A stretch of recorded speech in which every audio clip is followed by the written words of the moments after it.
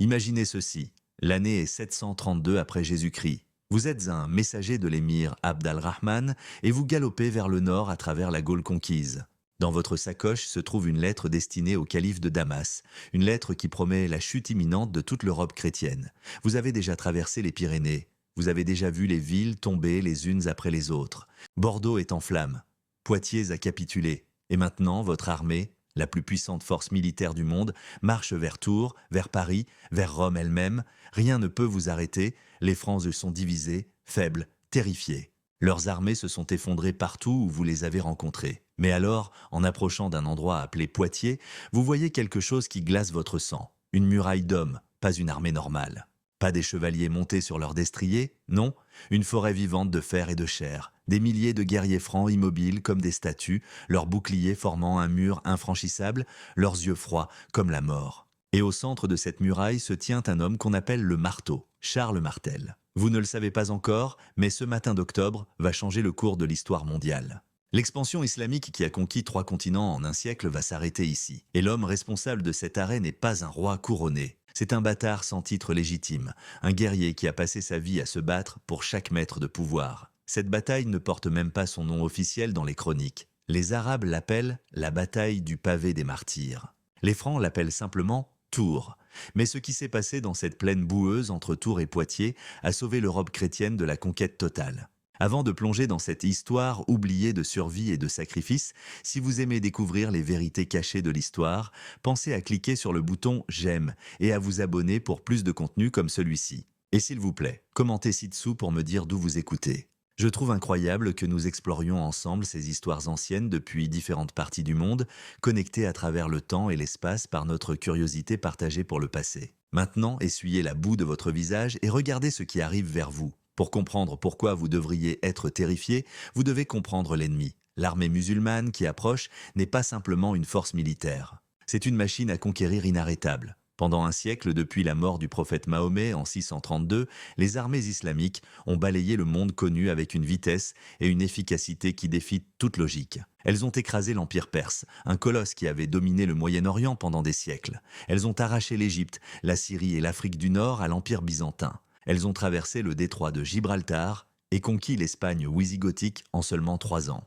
Et maintenant, en 732, elles se tiennent aux portes de la France, à moins de 300 km de Paris. C'est la vitesse d'une conquête qui donne le vertige. En 100 ans, l'islam est passé d'une religion naissante dans le désert d'Arabie à un empire s'étendant de l'Inde à l'océan Atlantique. C'est la plus rapide expansion impériale de l'histoire humaine. Et ce qui rend cette expansion encore plus terrifiante, c'est qu'elle ne montre aucun signe de ralentissement. L'homme qui mène cette invasion de la Gaule n'est pas un général ordinaire. Abd al-Rahman al-Ghafiqi est le gouverneur d'Al-Andalus, comme les musulmans appellent l'Espagne conquise. C'est un vétéran chevronné qui a passé des décennies à combattre sur tous les fronts de l'expansion islamique. Il a combattu en Afrique du Nord contre les Berbères rebelles. Il a mené des raids contre les royaumes chrétiens du nord de l'Espagne. Et maintenant, il a rassemblé la plus grande armée jamais vue en Europe occidentale depuis la chute de Rome. Les chroniques arabes parlent d'une force de 81 000 hommes, peut-être plus. Les chroniques chrétiennes, toujours enclines à l'exagération, évoquent des centaines de milliers. Les historiens modernes estiment prudemment entre 25 000 et 50 000 combattants effectifs. Mais le nombre exact importe peu. Ce qui compte, c'est que cette armée est massive, expérimentée et apparemment invincible. C'est une force composée principalement de cavalerie légère, berbère et arabe, des hommes qui ont grandi à cheval, qui peuvent tirer des flèches avec une précision mortelle en galopant à pleine vitesse. Ils portent des armures légères en cuir et en maille, conçues pour la mobilité plutôt que pour la protection lourde.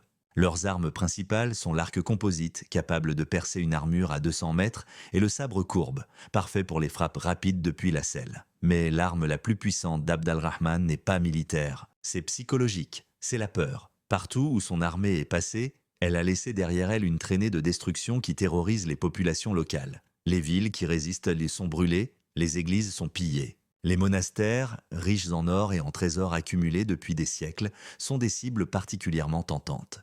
Abd al-Rahman sait que chaque ville qui tombe, chaque monastère qui brûle, chaque noble qui fuit, envoie un message aux autres. La résistance est inutile. Mieux vaut se rendre et payer tribut que mourir pour rien.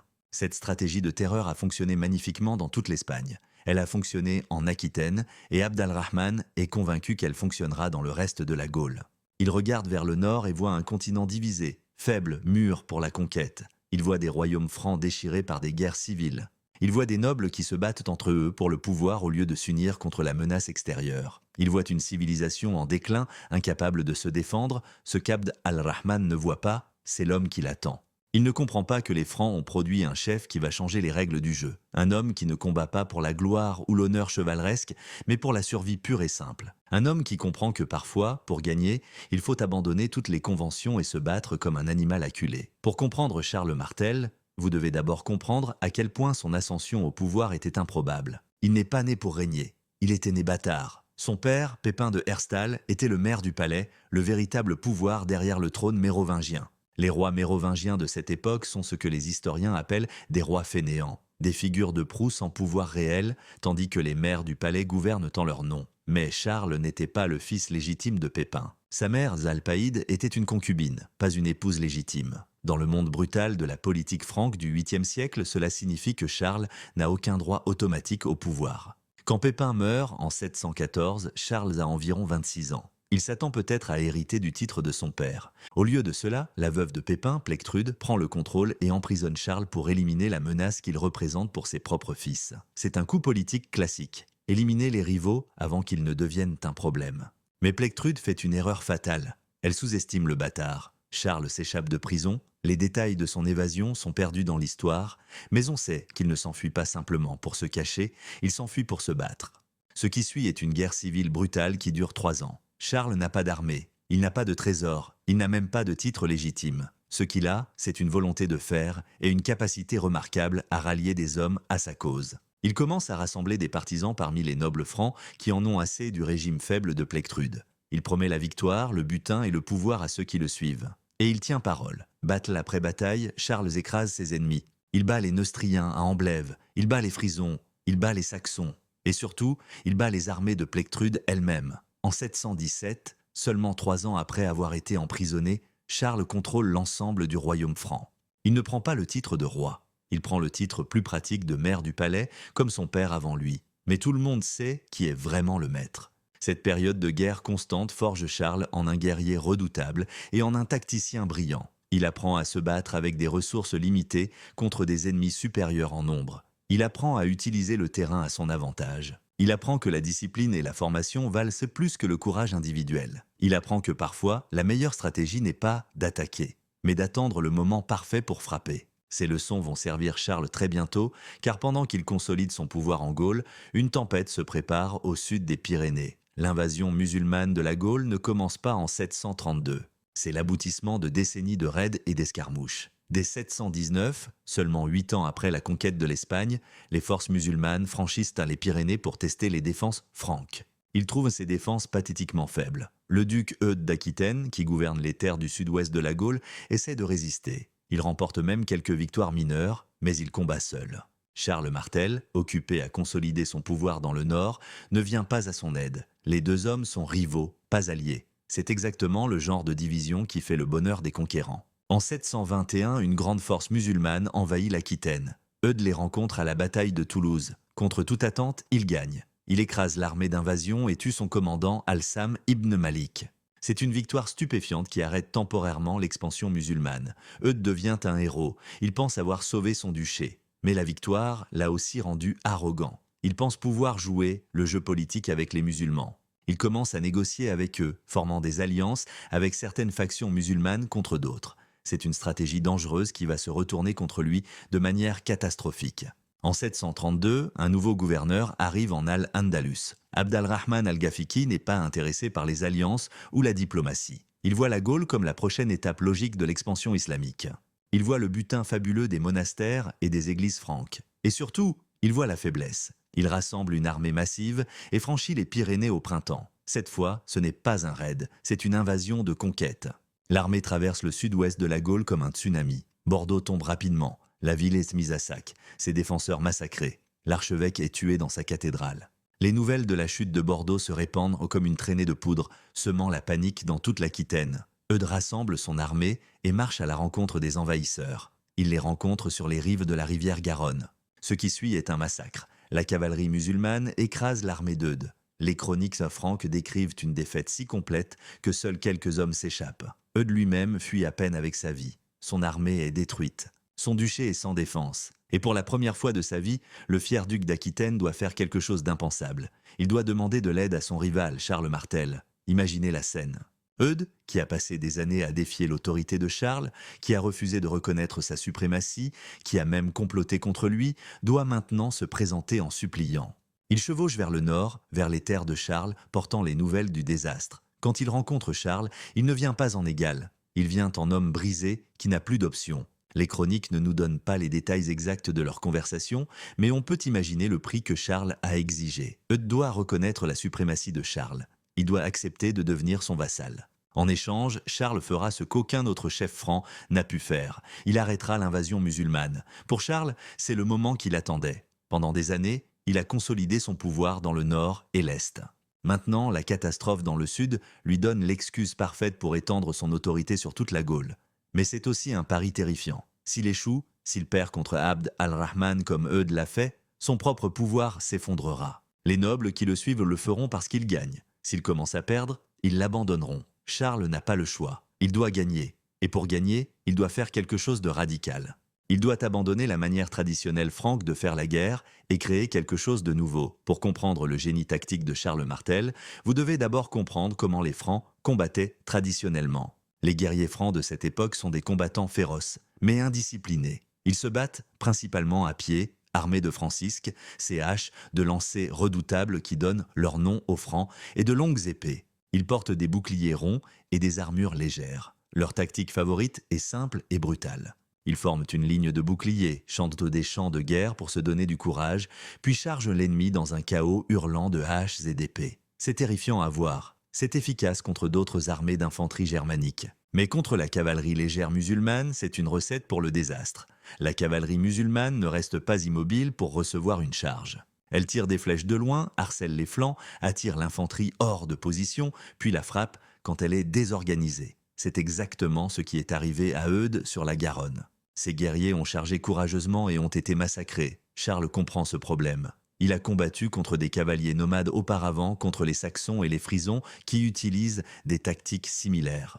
Il sait que la charge frénétique traditionnelle ne fonctionnera pas. Il a besoin de quelque chose de différent. Il a besoin de discipline. Il a besoin de contrôle. Il a besoin d'une formation qui peut absorber le choc de la cavalerie sans se briser. Alors, Charles fait quelque chose de révolutionnaire. Il entraîne son armée à combattre dans une formation défensive solide. Il crée ce que les historiens appellent parfois le mur de bouclier franc, bien que ce terme soit anachronique. C'est essentiellement une phalange. Les hommes se tiennent, épaule contre épaule, leurs boucliers se chevauchant pour former un mur continu. Les premières rangées tiennent des lances longues pour empêcher la cavalerie de s'approcher. Les rangées arrière se tiennent prêtes avec des haches et des épées pour frapper tout cavalier qui réussit à percer la ligne. C'est une formation qui privilégie la défense sur l'attaque. Elle ne cherche pas à détruire l'ennemi rapidement. Elle cherche à l'user, à le frustrer, à le forcer à faire des erreurs. Pour une culture guerrière qui valorise le courage individuel et les charges héroïques, c'est un changement radical. C'est presque lâche selon les standards traditionnels.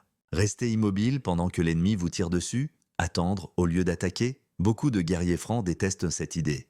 Mais Charles n'est pas intéressé par l'honneur traditionnel. Il est intéressé par la victoire. Et il a l'autorité et la force de caractère pour imposer sa volonté à ses hommes. Il passe des semaines à entraîner son armée. Il les fait pratiquer la formation encore et encore jusqu'à ce qu'ils puissent la maintenir, même sous le stress. Il enseigne aux hommes à résister à l'envie de charger, à tenir leur position quoi qu'il arrive. Il transforme une horde de guerriers individuels en une machine militaire coordonnée.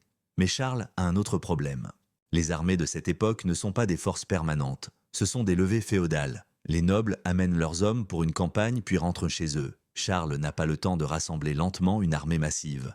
Abd al-Rahman avance rapidement vers le nord, pillant et brûlant en chemin. Sa prochaine cible est Tours, l'une des villes les plus riches de Gaule, abritant le monastère de Saint-Martin, un trésor de reliques et d'or. Si Tours tombe, la route vers Paris est ouverte. Charles doit se déplacer rapidement. Il envoie des messagers dans toute la Gaule franque, appelant tous les guerriers disponibles à le rejoindre. Il promet du butin, il promet la gloire. Et surtout, il encadre ceci non pas comme une guerre politique, mais comme une guerre sainte. Les musulmans viennent détruire les églises et massacrer les chrétiens. C'est une défense de la foi elle-même. Ce message résonne. Les guerriers affluent vers la bannière de Charles.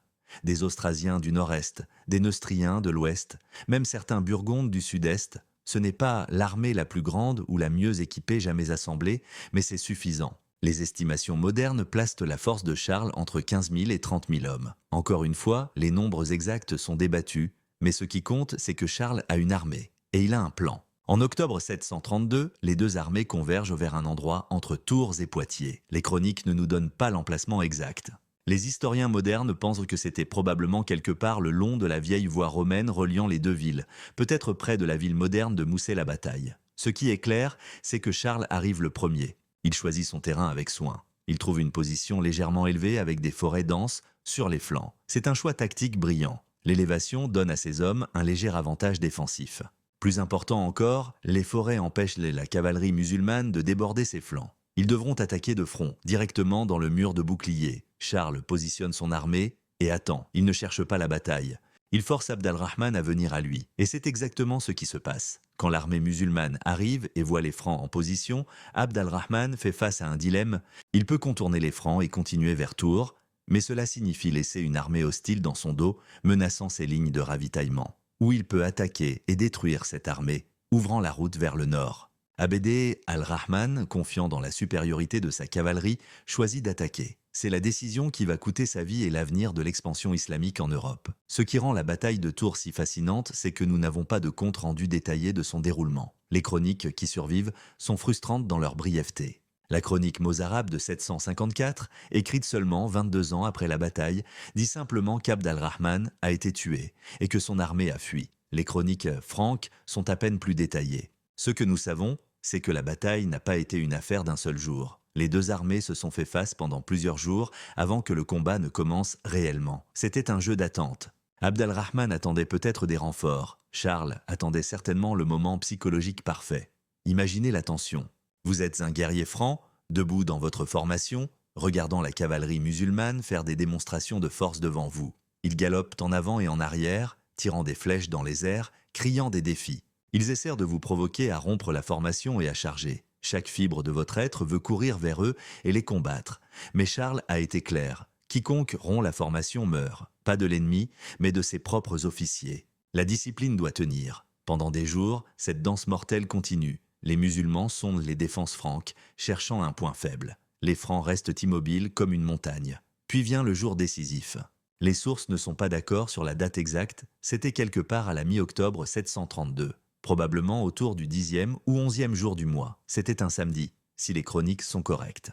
Le temps était froid et humide, typique de l'automne dans le centre de la France. Un épais brouillard matinal enveloppait le champ de bataille. Les hommes des deux côtés se réveillent en sachant que ce jour sera différent. Il y a de l'électricité dans l'air, cette sensation particulière avant une bataille majeure quand des milliers d'hommes se préparent à s'entretuer. Abd al-Rahman a pris sa décision. Il ne peut plus attendre. Ces hommes pillant la campagne pour se nourrir, mais les provisions s'amenuisent. Plus important encore, ces éclaireurs lui rapportent que d'autres armées franques convergent vers la zone. S'il attend trop longtemps, il pourrait être encerclé. Il doit briser cette armée maintenant et continuer vers Tours. Il ordonne à sa cavalerie de se préparer pour un assaut total. Ce ne sera pas une escarmouche de sondage. Ce sera une charge destinée à écraser le mur de boucliers francs par la force brute.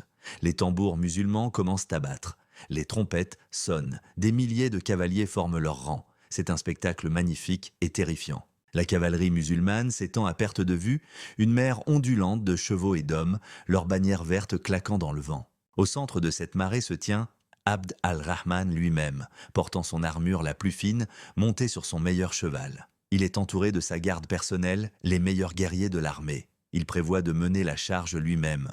C'est un style de leadership admirablement courageux, mais aussi dangereusement imprudent. Un général mort ne peut pas commander son armée. Du côté franc, Charles Martel se tient au centre de sa ligne. Il ne porte pas d'armure particulièrement tape à l'œil. Il n'a pas besoin de telles choses. Ses hommes le connaissent, le craignent et lui font confiance.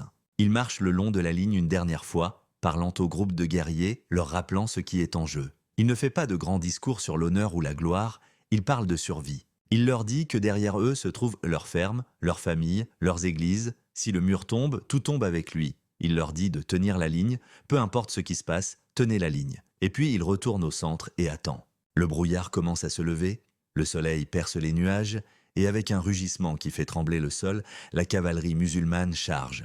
Des milliers de chevaux explosent dans mouvements simultanés, accélérant d'un trot à un galop à un sprint total. Les sabots martèlent le sol avec un bruit comme le tonnerre. Les guerriers poussent leurs cris de guerre. C'est le moment que Charles a attendu. C'est le moment qui va déterminer le sort de l'Europe. Les Francs ne bougent pas. Le mur tient. L'impact est comme un coup de marteau sur une enclume. La première vague de cavalerie frappe le mur de boucliers francs avec une force terrifiante. Les chevaux se cabrent et hennissent alors que les lances franques transpercent leur poitrail. Les cavaliers essaient de franchir le mur, de le briser par la force pure.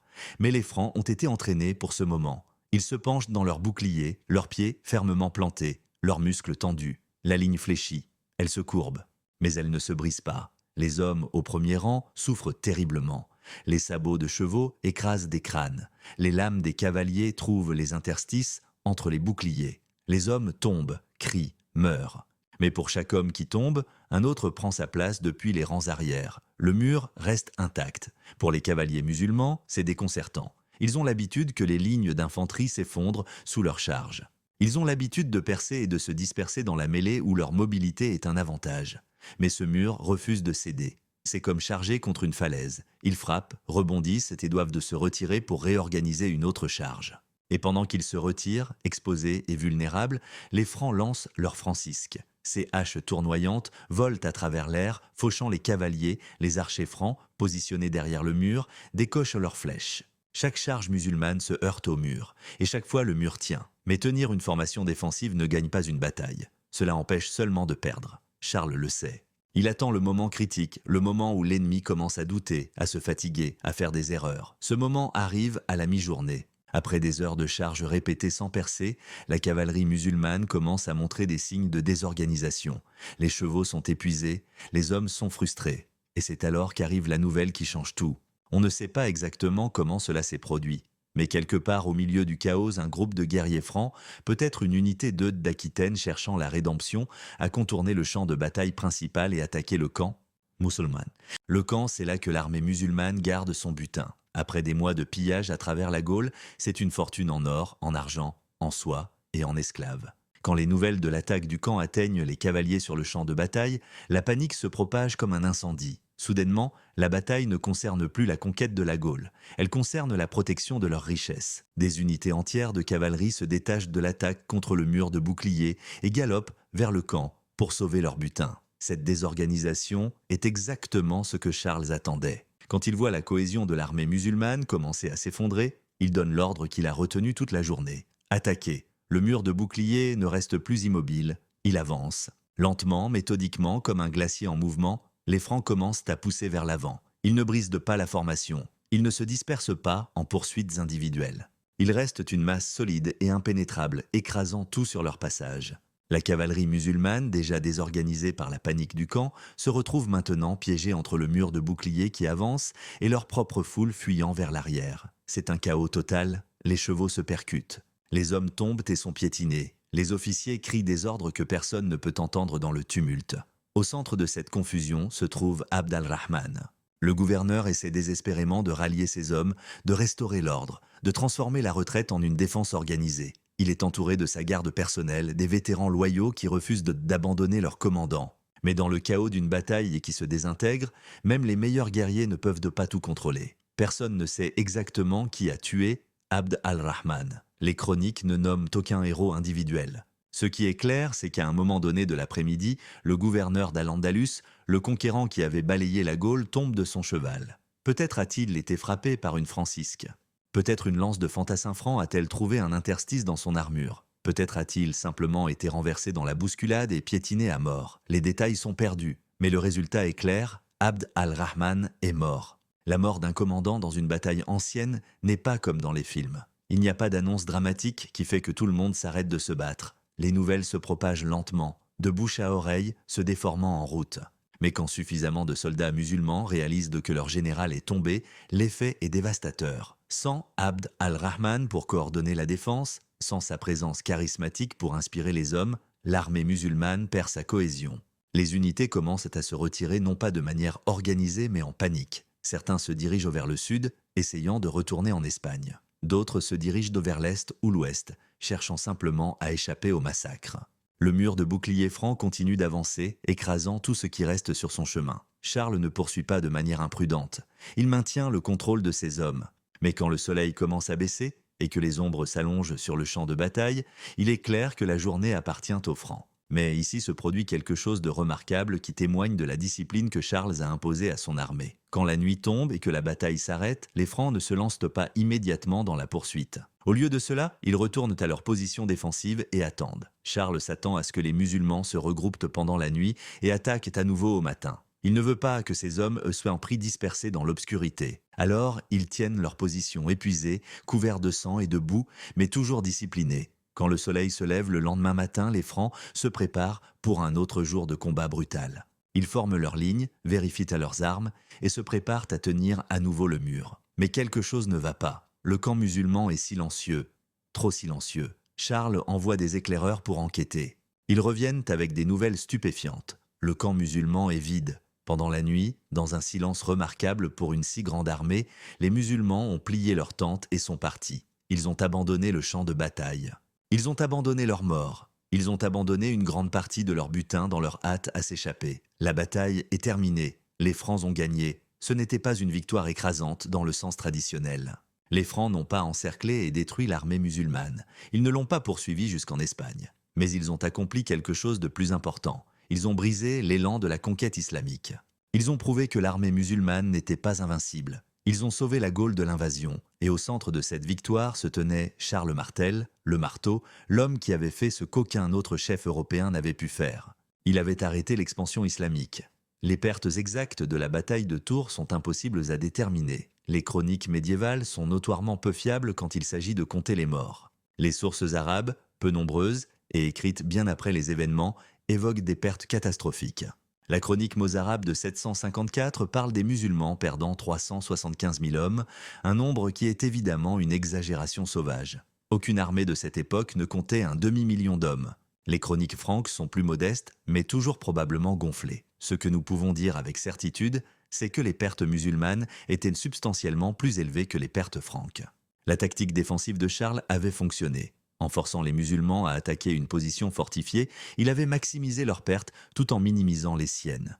Mais le vrai coup n'était pas mesuré encore. Il était mesuré en momentum psychologique. Avant Tours, l'armée musulmane semblait inarrêtable. Elle avait conquis 3 continents en un siècle. Chaque bataille semblait confirmer que Dieu était de leur côté, que la victoire était leur destinée manifeste. Tours a brisé ce récit. Pour la première fois depuis des décennies, une armée musulmane majeure avait été non seulement battue, mais humiliée. Elle avait été forcée de fuir dans la nuit, abandonnant son commandant mort sur le champ. Ce genre de défaite laisse des cicatrices psychologiques qui durent des générations. Pour Charles Martel, la victoire à Tours était la confirmation de son génie militaire et de son autorité politique. Il ne revendiqua jamais officiellement le titre de roi. Il resta maire du palais, gouvernant au nom du roi mérovingien fantoche. Mais après Tours, personne ne remettait en question qui était vraiment au pouvoir. Les nobles qui avaient peut-être douté de lui auparavant le voyaient maintenant comme le sauveur de la chrétienté. L'Église, reconnaissant qu'il ait sauvé ses monastères et ses richesses du pillage,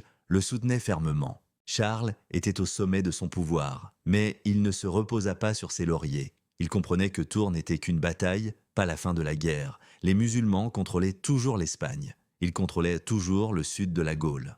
Ils pourraient revenir. Et en effet, ils revinrent. Dans les années qui suivirent, Tours, il y eut plusieurs autres invasions et raids musulmans. Mais aucun n'eut jamais l'ampleur ou l'ambition de l'invasion d'Abd al-Rahman. Et chaque fois qu'ils vinrent, Charles les repoussa. En 737, Charles lança une campagne majeure pour reprendre la vallée du Rhône aux musulmans. Il assiégea et captura Avignon. Il repoussa les forces musulmanes vers la Méditerranée. Il sécurisa les frontières méridionales de la Gaule. Ce faisant, il établit un modèle que ses descendants suivraient. La guerre contre l'islam ne serait pas un événement unique, mais une lutte de plusieurs générations.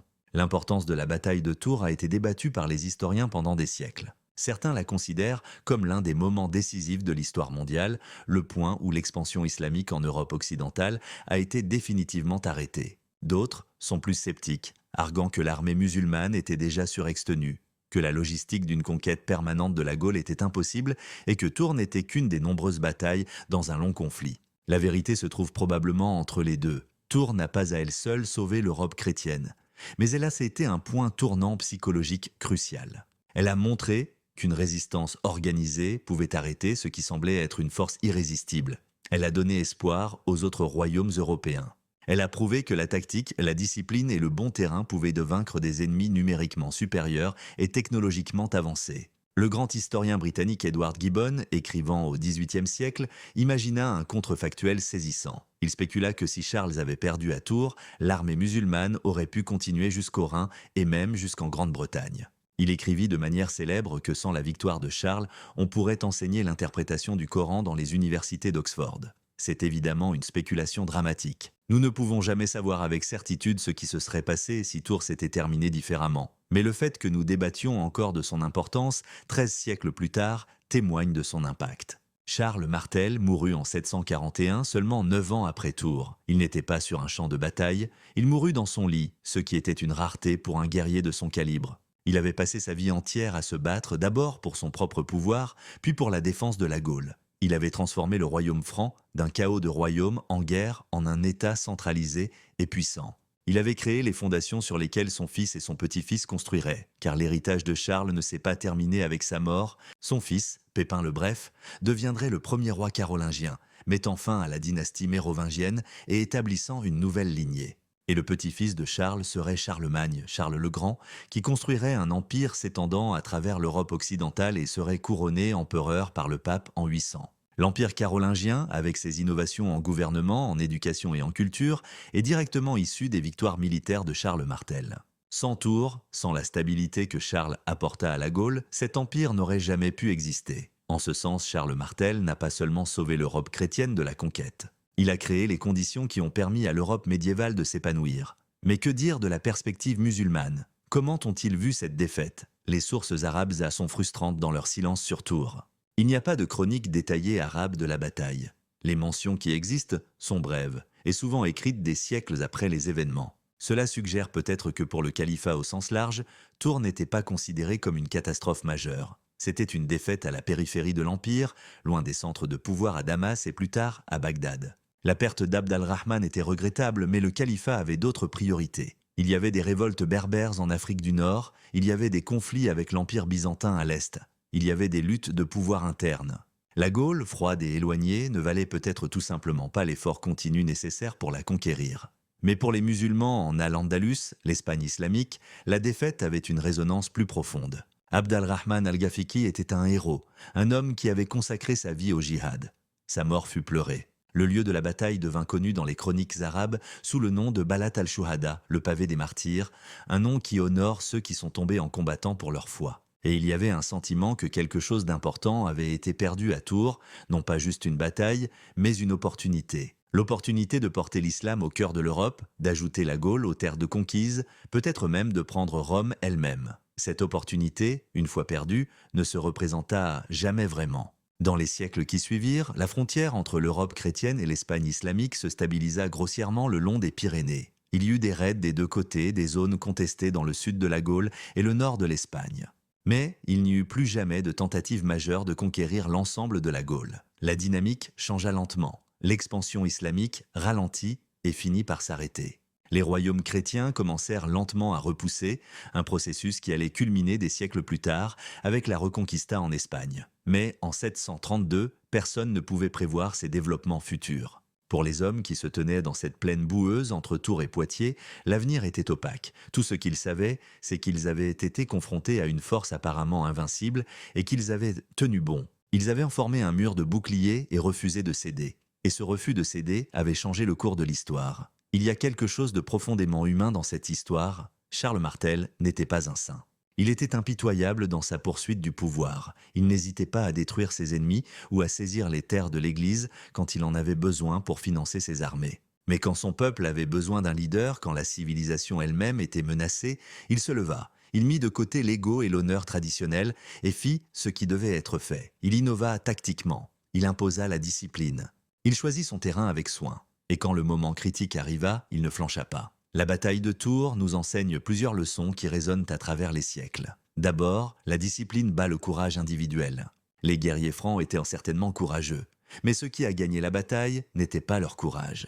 C'était leur capacité à maintenir la formation sous un stress intense, à résister à l'envie de charger, à faire confiance au plan même quand il semblait que tenir la ligne était une condamnation à mort. Cette leçon a été réapprise maintes et maintes fois dans l'histoire militaire. De la phalange grecque aux légions romaines, des carrés de piques suisses aux fantassins de Napoléon, les armées qui pouvaient maintenir la discipline sous le feu étaient celles qui gagnaient. Deuxièmement, le terrain compte autant que les nombres. Charles était largement en infériorité numérique, mais il a choisi une position où ses ennemis ne pouvaient pas utiliser leur supériorité numérique de manière efficace. Les forêts sur les flancs canalisaient l'attaque vers le front où le mur de bouclier était le plus fort. L'élévation donnait aux Francs un léger avantage. Ces facteurs, apparemment mineurs, faisaient toute la différence.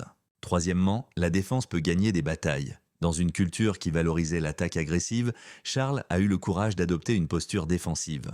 Il a compris que parfois, la meilleure offense est une défense impénétrable qui frustre et use l'ennemi jusqu'à ce qu'il fasse une erreur. Cette patience, cette volonté d'absorber la punition en attendant le bon moment pour contre-attaquer est la marque d'un grand commandant. Quatrièmement, les batailles ne sont pas gagnées par la technologie seule.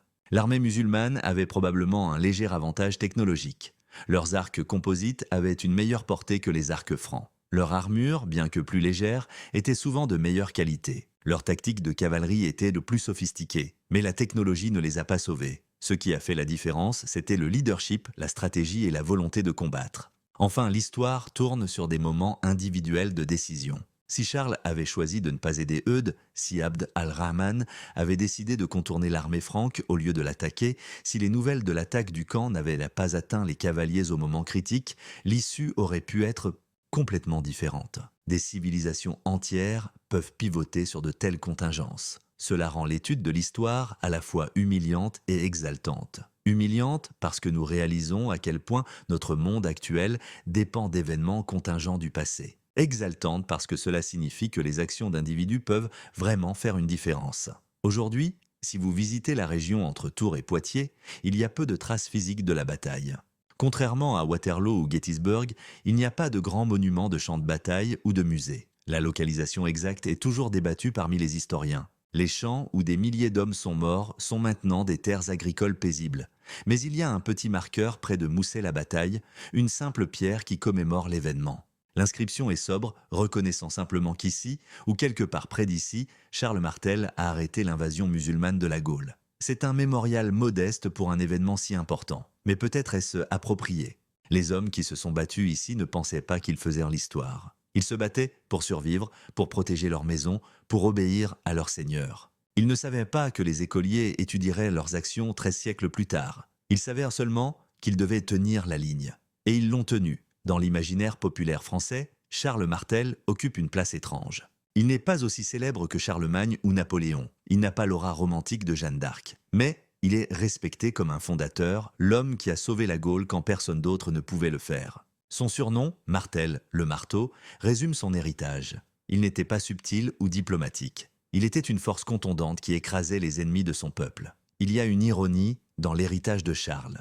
Il s'est battu pour préserver l'Europe chrétienne contre l'islam, mais il n'était pas particulièrement pieux lui-même.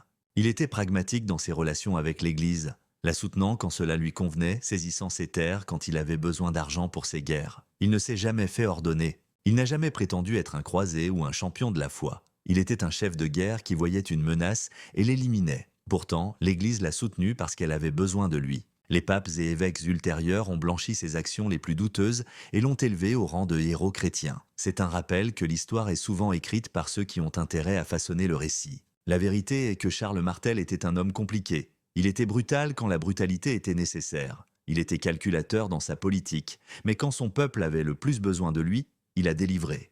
Et à la fin, c'est ce dont on se souvient. Dans le contexte plus large de l'histoire française, Tours peut être vu comme le premier d'une longue série de moments où la France s'est dressée contre des menaces existentielles. De Charles Martel à Jeanne d'Arc, de Valmy à Verdun, il y a un fil narratif de résistance contre des ennemis apparemment invincibles. Ce récit fait partie de l'identité nationale française. L'idée que la France, quelle que soit la difficulté, trouvera toujours un moyen de survivre, de s'adapter et finalement de triompher. Bien sûr, tous les résultats n'ont pas été des victoires. La France a connu sa part de défaites dévastatrices. Mais Tours reste un moment de fierté pure et incontestée. C'était une victoire obtenue non pas par la supériorité numérique ou la chance, mais par un leadership brillant et une exécution disciplinée. C'est le genre de victoire qui inspire les générations futures. Pour les étudiants en histoire militaire, Tours est une étude de cas en leadership tactique. Charles Martel a fait presque tout correctement. Il a analysé les forces et les faiblesses de son ennemi. Il a adapté sa propre armée pour contrer leurs forces. Il a choisi le terrain qui maximisait ses avantages. Il a maintenu la discipline dans les rangs. Il a attendu patiemment le bon moment pour contre-attaquer. Et quand ce moment est venu, il l'a exploité sans pitié. Ce sont les marques d'un grand général. Mais Tours enseigne également les limites de la victoire militaire. Charles a remporté la bataille, mais il n'a pas résolu le problème sous-jacent. Les musulmans contrôlaient toujours l'Espagne. Ils menaçaient toujours les frontières méridionales de la Gaule. Tours les a arrêtés temporairement, mais cela n'a pas mis fin au conflit. Il a fallu des siècles de lutte supplémentaires pour finalement pousser l'islam hors de la péninsule ibérique. Une bataille, aussi décisive soit-elle, n'est jamais la fin de l'histoire. C'est juste un chapitre. En fin de compte, l'importance de la bataille de Tours ne réside peut-être pas dans les détails tactiques ou même dans l'impact stratégique immédiat. Elle réside dans ce qu'elle représente. Elle représente le moment où l'Europe s'est réveillée et a réalisé qu'elle devait se battre pour sa survie. Elle représente le triomphe de la détermination sur le désespoir. Elle représente l'idée qu'aucun ennemi, quelle que soit sa puissance ou son succès, n'est vraiment invincible. Il y a toujours un moyen de résister, il y a toujours un moyen de se battre. Pour les hommes qui se tenaient dans le mur de boucliers ce jour d'octobre en 732, ces grandes idées étaient probablement la dernière chose à laquelle ils pensaient. Ils pensaient à ne pas mourir. Ils pensaient à maintenir leur position. Ils pensaient aux frères d'armes debout à côté d'eux. Mais dans ce faisant, dans ce simple acte de tenir bon, ils sont devenus partie d'un moment qui résonne à travers les siècles. Ils sont devenus le mur qui a sauvé l'Europe. Et au centre de ce mur se tenait Charles Martel, le marteau, le bâtard qui est devenu sauveur, le guerrier qui a changé l'histoire. Son histoire nous rappelle que la grandeur ne vient pas toujours des lignées nobles ou des titres royaux. Parfois, elle vient de l'endroit le plus improbable. Parfois, elle vient d'un homme qui refuse simplement d'abandonner, qui refuse de céder, qui voit ce qui doit être fait et le fait quelles que soient les chances. Merci de m'avoir rejoint dans ce voyage dans les plaines boueuses de l'histoire. Si vous avez apprécié cette plongée profonde dans la bataille de Tours et l'homme qui a arrêté l'expansion islamique en Europe, s'il vous plaît, cliquez sur le bouton « J'aime ». Cela aide vraiment la chaîne à survivre à l'algorithme. Assurez-vous de vous abonner et d'activer la cloche de notification pour ne pas manquer notre prochain documentaire. Et je veux vous entendre dans les commentaires. Pensez-vous que Charles Martel était un héros ou simplement un chef de guerre opportuniste ? La bataille de Tours était-elle vraiment aussi décisive que certains historiens le prétendent ? Débattons-en ci-dessous. Jusqu'à la prochaine fois, rappelez-vous que l'histoire ne concerne pas seulement ce qui s'est passé. Elle concerne qui a survécu pour raconter l'histoire. Et parfois, la survie elle-même est la plus grande victoire de toutes.